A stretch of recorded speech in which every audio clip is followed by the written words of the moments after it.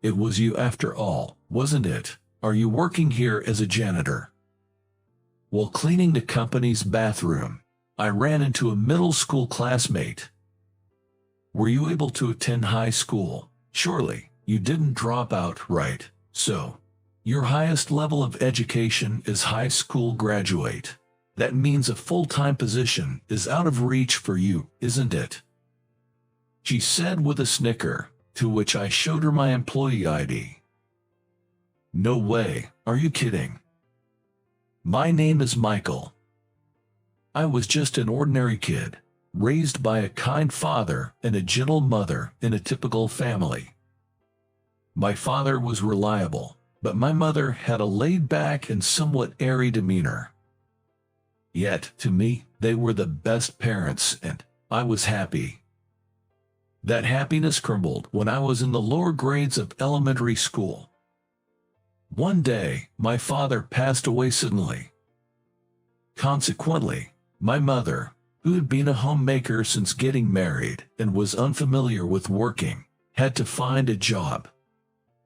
Indeed, there was life insurance and assets left by my father, but we couldn't solely rely on that. It was meant to be saved for the future, for what may come. For at least the living expenses, my mother took on jobs as a housekeeper and did piecework, raising me single-handedly while tackling unfamiliar tasks. Still a child, there was not much I could do, but I tried to help out where I could, not wanting the household chores to be neglected. I could at least clean the bath or hang the laundry. A little dust in the room didn't seem like a big deal to me. However, my mother thought differently. She came from a background where it was not encouraged for women to have a professional skill. Attending a prestigious girls' school, she was brought up delicately without acquiring any practical skills. Unfamiliar with the world and having never worked a part-time job, my mother faced confusion and hardship following my father's premature death. If it were just her, returning to her parents' house could have been an option, but there was me, a growing boy. Raising a boy in his growing years was not something to be compromised on. Opening a job magazine for the first time, my mother started working in jobs she felt she could do, always appearing tired. I understand now, grown up, that it must have been difficult to support me on her salary alone. During major school events that required a significant sum of money, I saw her asking for financial help from her parents. Seeing my mother like that made me think. To avoid being fired and to quickly find a new job, it was essential to have a reliable skill set and vision.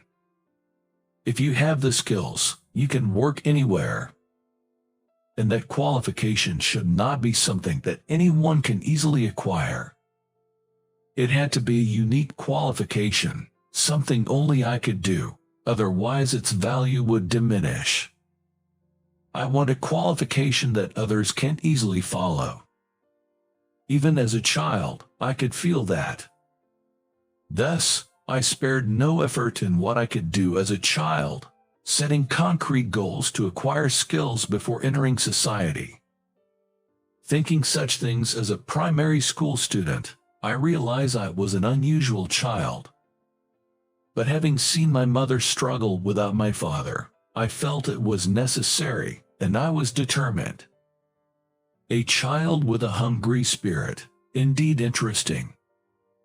My grandfather used to say that upon seeing me, watching over me with anticipation for my future.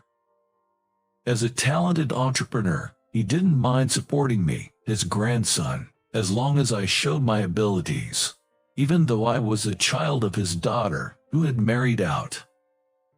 I had been interested in AI and robots even before my father passed away.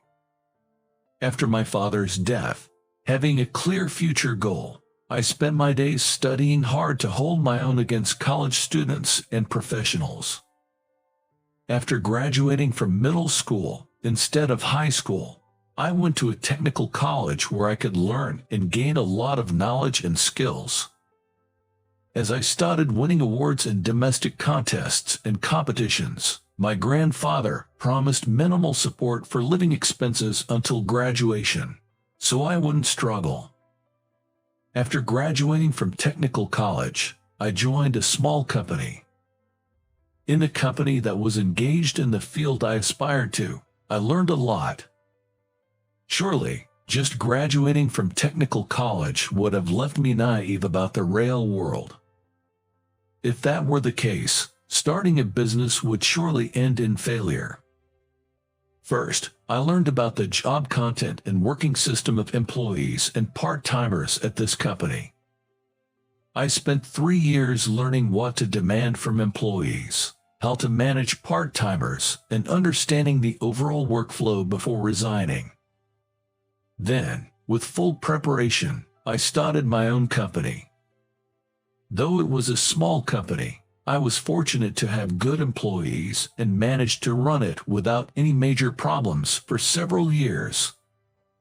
The company has grown enough to increase the number of employees, but I still feel that I have a long way to go.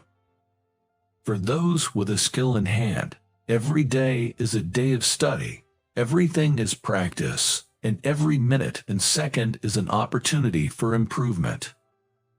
I wanted to grow more and always worked on the front lines, making it my motto. Never forget your beginner's spirit is the motto I live by. Today, too, I arrived at the office an hour before the start of the company. This has been my routine since I started the company, polishing the glass doors at the entrance and the floors, and cleaning the toilets to perfection.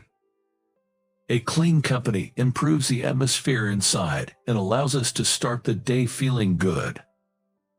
Of course, everyone cleans their desks and personal items themselves, but cleaning the company's various places is a different story. Since I, the founder, am doing the cleaning, some employees have offered to take turns doing it. But I have declined their offers. This is my personal habit, and it's not something I want to impose on other employees. Jab, no smudges, sparkling clean. I nodded in satisfaction after looking at the toilet mirror. Next, I prepared to clean the floor of the toilet, diluting a solution of sodium hypochlorite in a bucket and soaking the mop in it. After the mop absorbed the diluted solution well, I wrung it out firmly and started polishing the floor. What? While I was scrubbing the floor, I noticed a shadow cast in front of me, indicating someone was standing there. Wondering who it could be, I followed the shadow slowly with my eyes and first saw feet wearing heels. A woman. Indeed, I was cleaning the women's toilet, but I had placed a cleaning in progress sign at the entrance. Could she not have waited? Thinking this, I raised my face further, and the woman standing with her arms crossed and a stern face was glaring at me. Who are you? That cold, disdainful gaze seemed familiar. Have we met before? Where could it be? As I traced my memories back to middle school, it suddenly hit me. Ah, that girl. Surely, her name was. During my middle school years, there was a girl who, for some reason, disliked me. Despite being in different classes for 3 years, she had been hostile towards me from our first encounter. From the moment we first met during a committee we were both part of, she glared at me, and that continued with ignoring and snide remarks until graduation. Even though we hardly ever saw each other, she would glare at me whenever we passed in the hallway. To this day, I still don't understand why she was hostile towards me. Since I was being ignored, I couldn't even question her about it and just went through my middle school years. Her name was Sarah.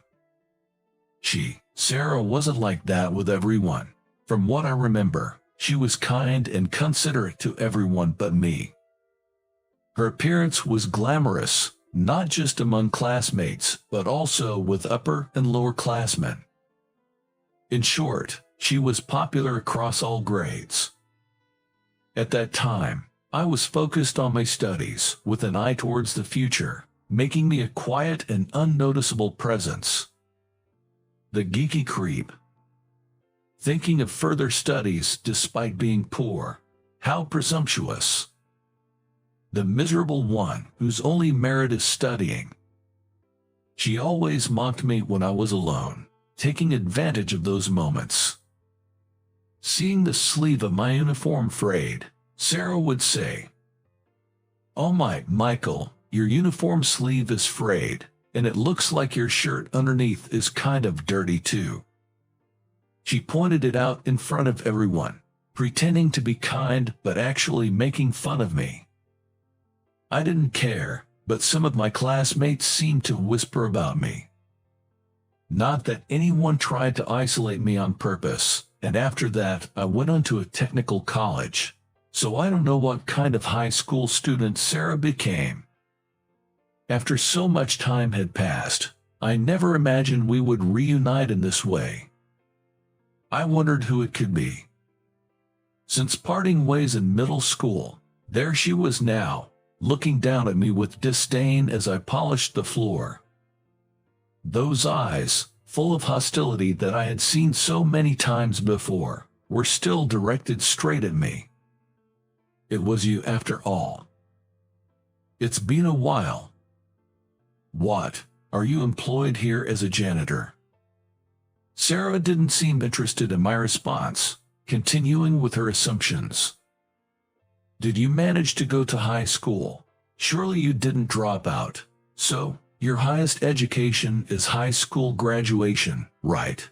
That means being a full-time employee is out of the question for you," she said, chuckling.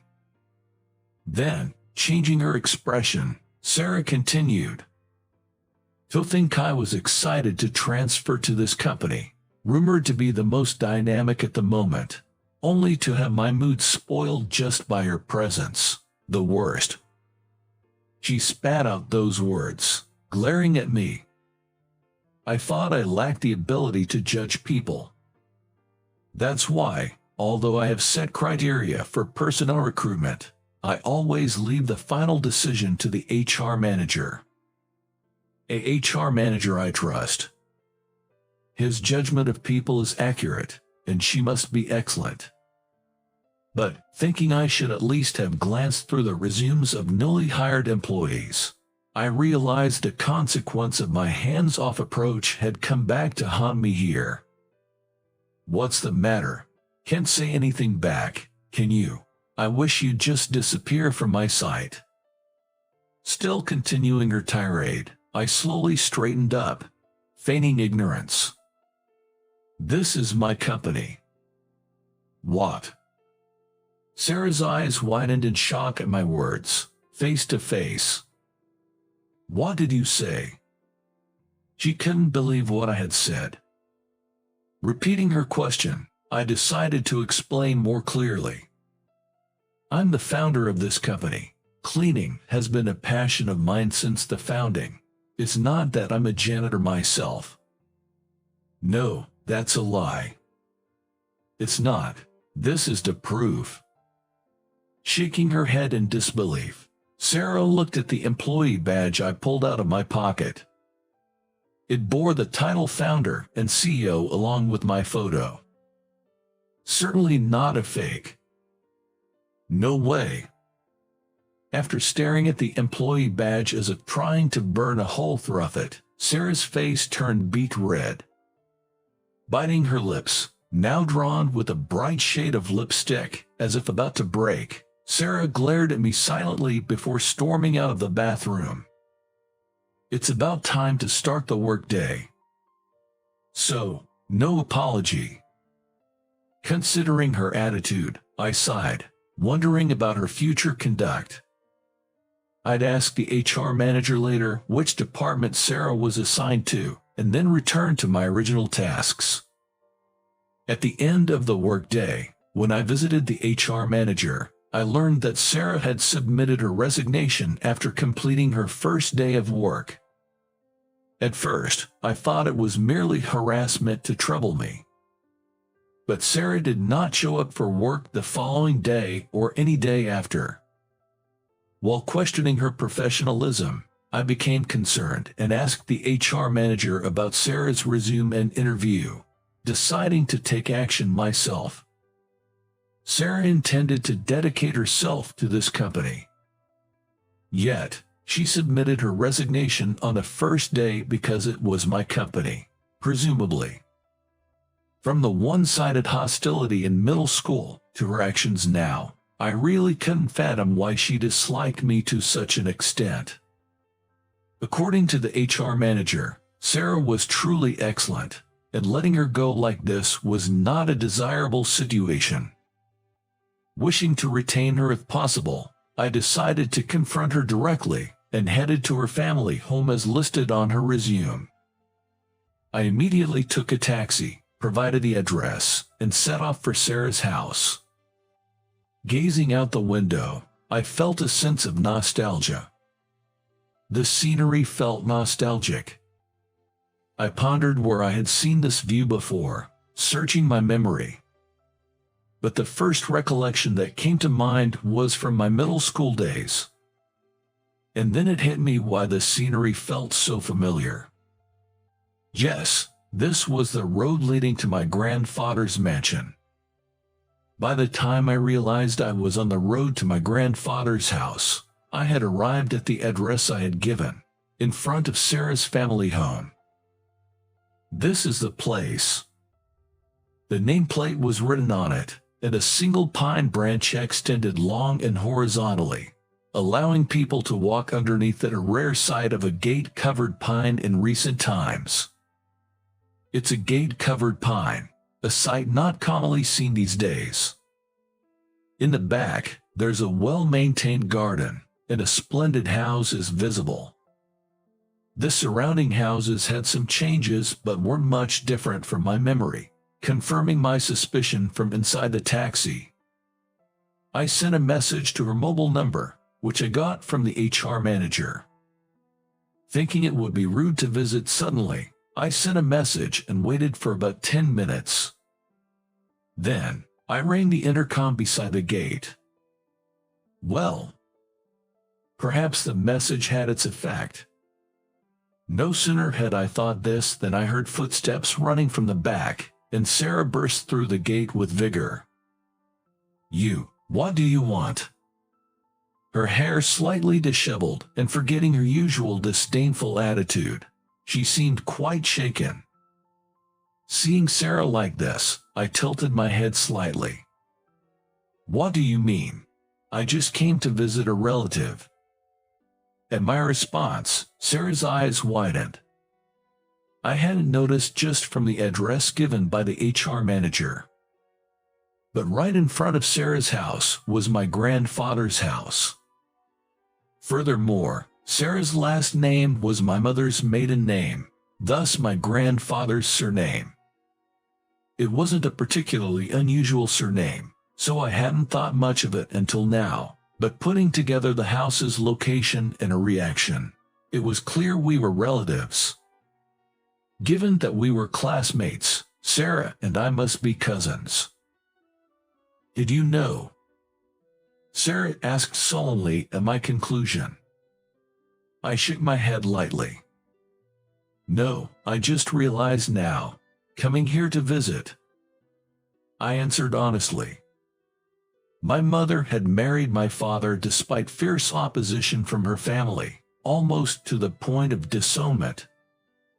Given that my mother left the house under circumstances close to disownment, and my existence as her son, our relationship has been delicate, and I hardly ever visit my grandfather's house to this day.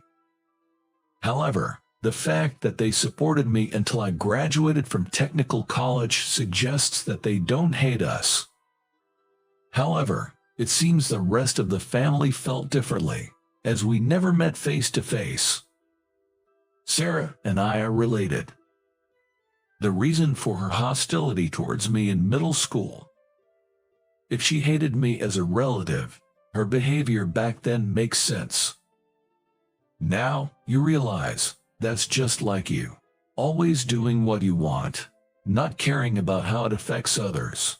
Even if someone else suffers because of you, you wouldn't notice, because you're the poor, fatherless kid who thinks getting an award for studying makes you special. That's a joke. Sarah's voice, seemingly overwhelmed by emotion, grew louder. Even though I worked just as hard, I had to get better grades than you, and the awards had to be bigger than yours to be recognized. After ranting in one go, Sarah let out a small sigh, seemingly exhausted. Do you know there's someone who, no matter how hard they tried, was always compared to you and judged as inferior? Sarah's claim was something I couldn't comprehend, but it was undoubtedly her genuine feelings towards me. Even if it contained hatred or resentment, I was prepared to face the questions I had since middle school today. That's enough, Sarah. Another person's voice cut in. Looking for the source of the voice, I saw a young man with a cane standing at the end of the garden. You've said too much. Enough is enough. The young man, who seemed to bear a resemblance to Sarah, interjected. Unlike Sarah, he had a gentle expression and smiled at me. It's been a while, though it seems you don't remember me. He appeared to be magnanimous, even towards someone like me who had no recollection of him. Anyway, it's rude to talk here. Please come in. We can talk over tea. Why? Considering the neighbors are watching, Sarah, lead him inside.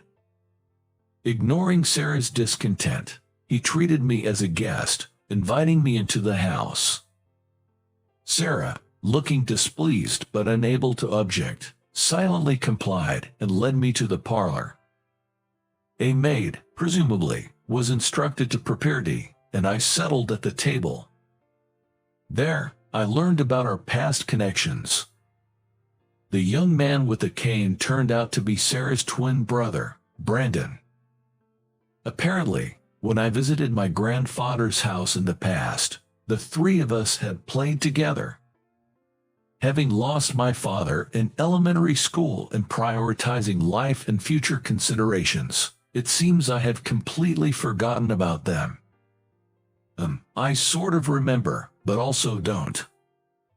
It's understandable you forgot, considering everything you've been through. Brandon forgave me with a laugh. But you know, Grandpa probably saw you as the ideal rival for us at our age. Everything was compared to you, which is why Sarah saw you as an adversary. I see. Grandpa always said that, being in a more privileged position than you, it was only natural for us to surpass you in achievements. Brandon shared, highlighting an extreme viewpoint. Moreover, our parents, aiming to be Grandpa's successors, made the situation worse by joining in on this. Brandon tried too hard to meet Grandpa's expectations, being diligent and responsible. Sarah. That day, exhausted in both mind and body, Brandon had an accident. He was hit by a car that came out of nowhere without looking at the signals. Sarah's words made me flinch. It was my fault for not paying attention and not managing my health properly. I'm lucky to be able to walk. Brandon said with a laugh, showing no self-pity. Sarah, sitting beside him, frowned more deeply.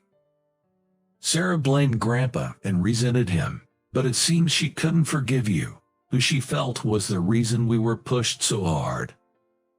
Every time Grandpa praised you and you acted modestly, it made them underestimate your achievements.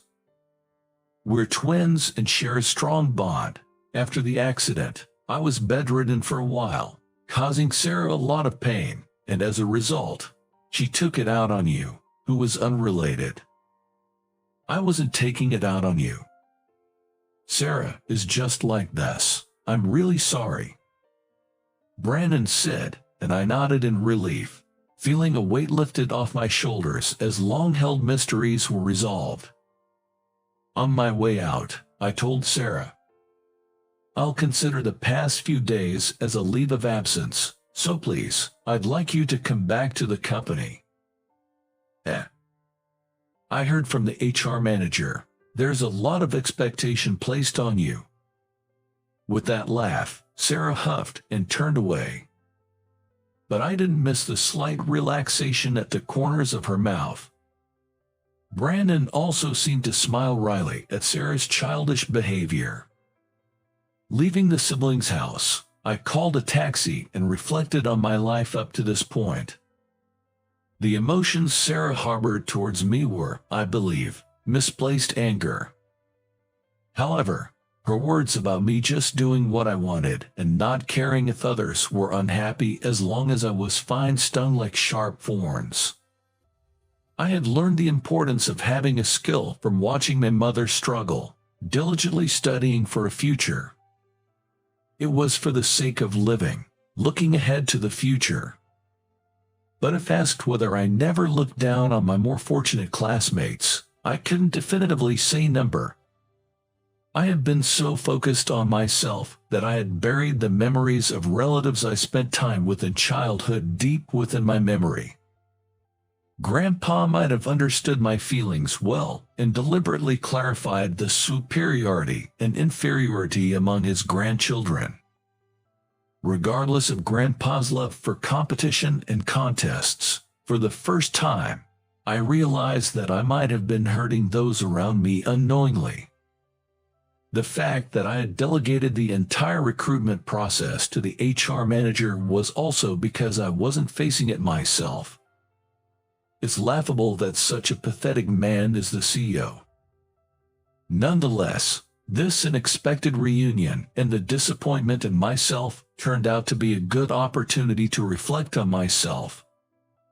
The motto I live by is never forget your initial resolve. It means, as you become accustomed to things, you tend to become complacent, but you should never forget your original intentions.